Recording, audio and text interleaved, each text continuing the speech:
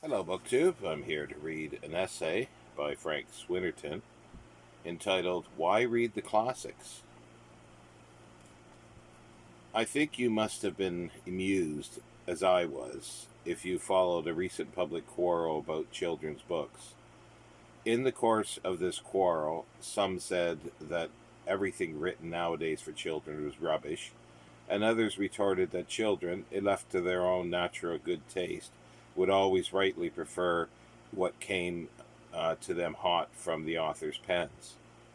One side said old books are boring, the other that new ones are a monstrous spawn, gulped by the ignorant because they were so many and so omnipresent. Give children the old, and they would cast out the new. There was a good deal of dust. This was nothing but the ancient controversy about which men have grown excited for as long as recorded history.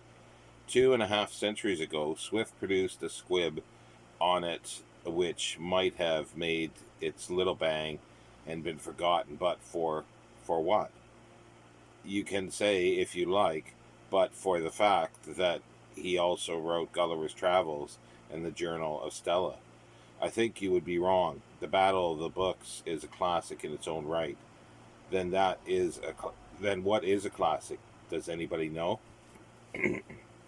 When I was young, a classic was almost any book written more than 50 years earlier. The definition was short, decided, conclusive. It embraced the work of Thucydides, Carlyle, Pascal, and Sir Walter Scott.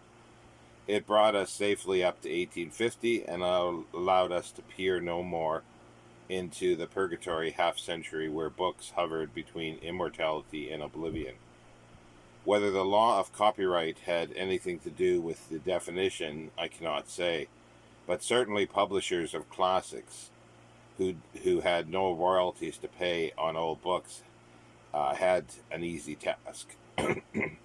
So had self-improving readers who could buy classics for threepence or a shilling and could be intellectually rich for a pound, whereas new books cost much more and left them even though as poor as they had been. Subsequently, the classic had a slump. Instead of being instead of being reverent towards the old, young men and women learned from Bernard Shaw that parents were superannuated children, from H.G. Wells that the dead languages had remained too long unburied, and from Lytton Strachey that the Victorians in particular were figures of fun. War taught them that their own harsh contacts with death and horror lay outside the range of writers living in a stable world. They began to make their own classics, who were all contemporaries. This fact scandalized the elderly. George Saintsbury, who was learned in all books, but particularly old and middle-aged books, spoke for every literate senior when he cried out against, quote, the best of limitations, the single appetite for modernity, end quote. Many, including a number of publishers, believed that the classics were down and out. They are still down. Many of them have been out of print. Many more will never be reprinted.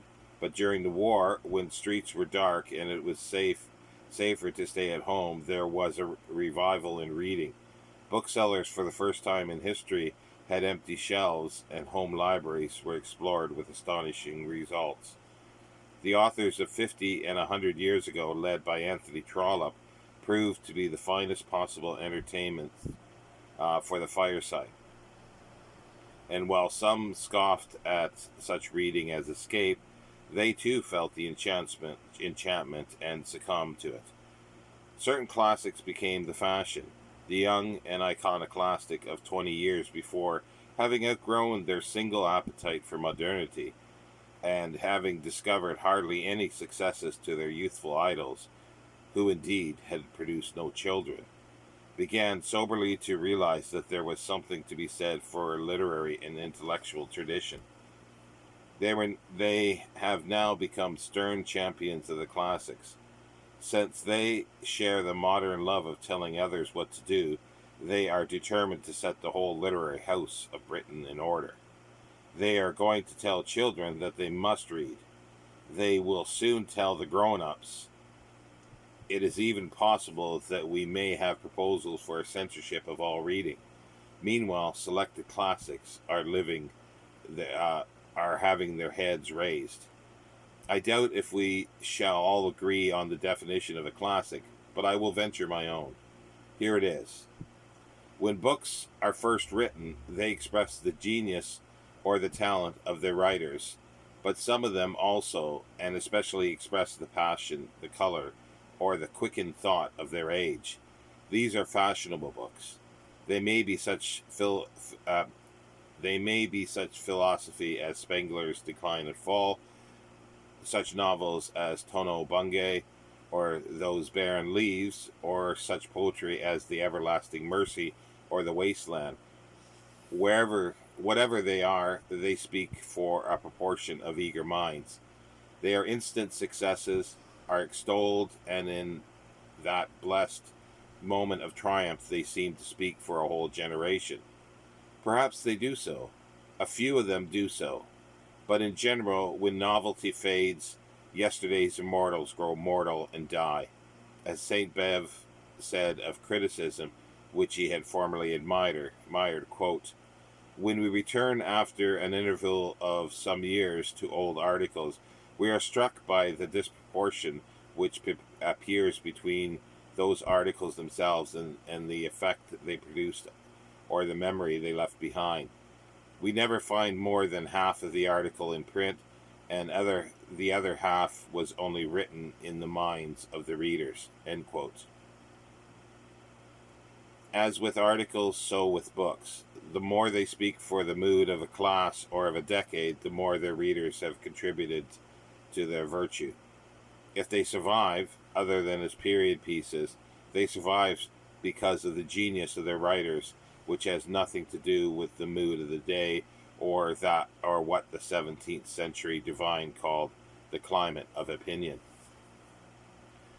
Take, however, the books which do not so certainly speak for their generations, although they do, of course, speak to the ancient of their generation.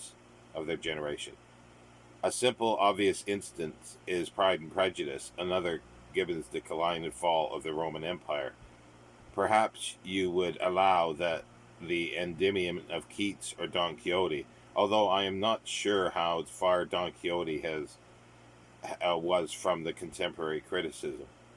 Such books rest from the beginning upon the genius of their authors.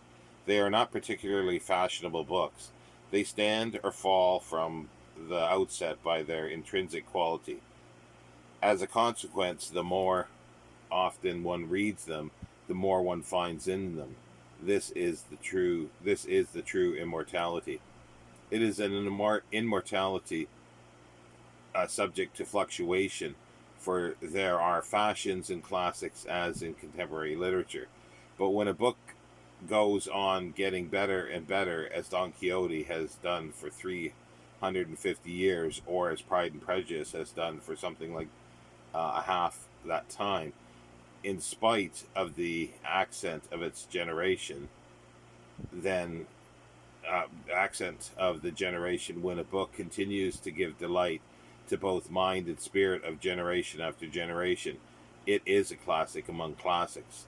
If, like certain other books, which I shall not be so ungracious as to name, it retains its place merely because it is the first of its genre, or because it is an oddity, or because it calls for immense assiduity or scholarship in the reader, then it is but half a classic.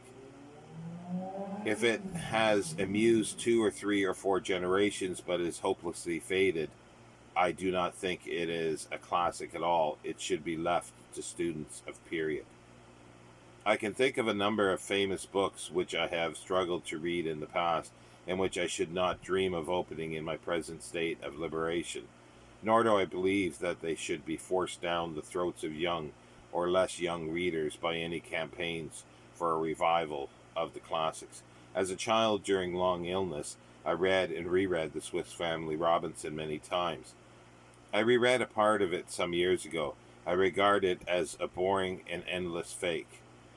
On the whole, I should not mind if most of the works of Bulwer Lytton, Harrison Ainsworth, and G.P.R. James passed into the realm of pure scholarship, together with Josephus, Heliodorus, the author of Le Grand Cyrus, and Euphues. Perhaps they are already there. Let them remain. My plea would be only for the classics which have given me delight. You see, I emphasize delight. I do not want to be taught what to admire. I sometimes think that what is wrong with current literary criticism is that our critics have been too well and too exclusively taught to see good only in work written in their own idioms, by their own types. They have not the imagination to stray from rule. Dare I suggest that this is why, just as old-style parlor maids, who were such ladies in the drawing rooms, relaxed in the kitchen, so many of them have, as it were on the side, so great a love of crime stories. For these critics, a free run among the classics would be a release. Are you still waiting for my definition of a classic? Let me try to give it in simple terms which do not entirely beg the question. A classic, then, is a book which expresses the living soul of an exceptional man, and which, whatever its age, can give its readers the joy of comprehending both 7/10 of the author's meaning. Potential classics are being published each year, and our children's will extol them. They may not always be fashionable books. We must wait for time to extract the false glow described by Saint Bev, but when they pass out of print, there will be a continuing demand for them year after year, and at last a fashionable critic will discover them, and every publisher in London will bring out new editions. I find that very interesting. This was written sometime after the Second World War, and he talks about that people all of a sudden they become stern champions of the classics, and they tell their children they must read, and they will soon tell the grown-ups the same thing, and it is even possible that we may have proposals for censorship of all reading. Well, that has happened, hasn't it? Anyway, I'm curious at your thoughts on this essay of Why Read the Classics by Frank Swinnerton. And it's from Londoners Post, Letters to Gog and Magog. It was an article, or a series of articles he wrote for...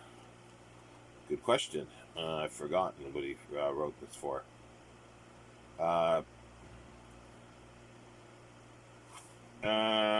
In London's Weekly, by the looks of it. Yeah, in London's Weekly, starting in somewhere around 1949.